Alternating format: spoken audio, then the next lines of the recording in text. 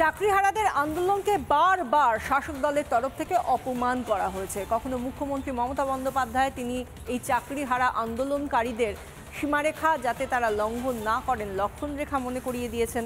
আবার কখনো ফিরহাদ হাকিম বলেছেন এরা নাটক করছেন। আর এবার তৃণমূল সাংসদ কল্যাণ বন্দ্যোপাধ্যায় তিনি যে কথা বললেন তাতে তো রীতিমতো তিনি গুন্ডা তকমা দিয়ে দিলেন এই চাকরিহারা আন্দোলনকারীদের। ক্ষোভে ফুঁসছেন আন্দোলনকারীরা।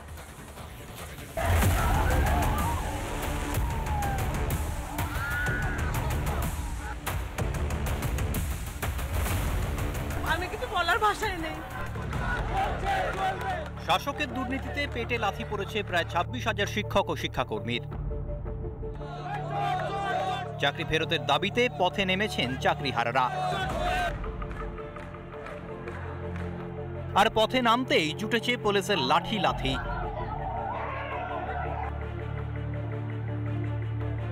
এর প্রতিবাদ করতে গিয়েও রক্ষে নেই। একের পর এক কুকথা শুনতে হয়েছে।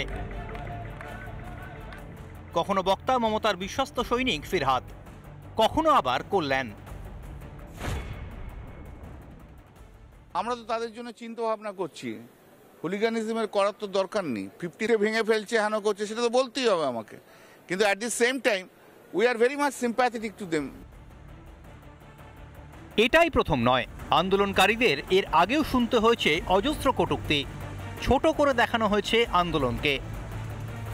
এগুলো দিয়ে কোনো লাভ নেই, এগুলো ছবি তোলার জন্য টিভিতে আনার জন্য।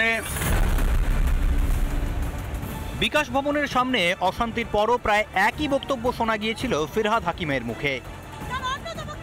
দেখুন, এইভাবে মানুষের উপর অত্যাচার, এটা আন্দোলন হতে পারে না। সুতরাং এটা তো নাটক হচ্ছে। মমতা বন্দ্যোপাধ্যায় প্রথমে বললেন সীমা লঙ্ঘন করবেন না, তারপরে ফিরহাদ হাকিম বলছেন আপনারা নাটক করছেন। এটা প্রত্যাশিত এই সরকারের প্রতিনিধিদের কাছ থেকে। কিন্তু কল্যাণ বন্দ্যোপাধ্যায় সবকিছু ছাপিয়ে গেলেন।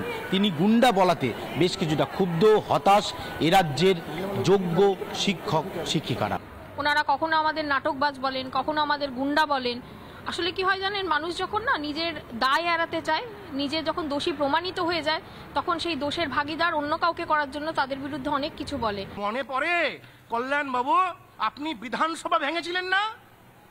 গুন্ডামো কাকে বলে? নীতিগ্রস্ত সরকার, যার বর্তমানে এখানে একজন লোক আপনি লাগিয়ে রেখেছিলেন, গুন্ডামো তো তাকে বলে।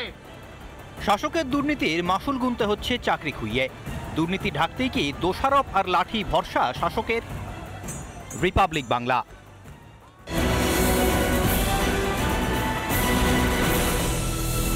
নানা ধরনের কন্টেন্ট দেখার জন্য লাইক করুন, শেয়ার করুন আমাদের ফেসবুক পেজ, সাবস্ক্রাইব করুন আমাদের ইউটিউব চ্যানেল। পাশাপাশি অন্যান্য ব্রেকিং নিউজের জন্য অবশ্যই চোখ রাখুন রিপাবলিক বাংলায়।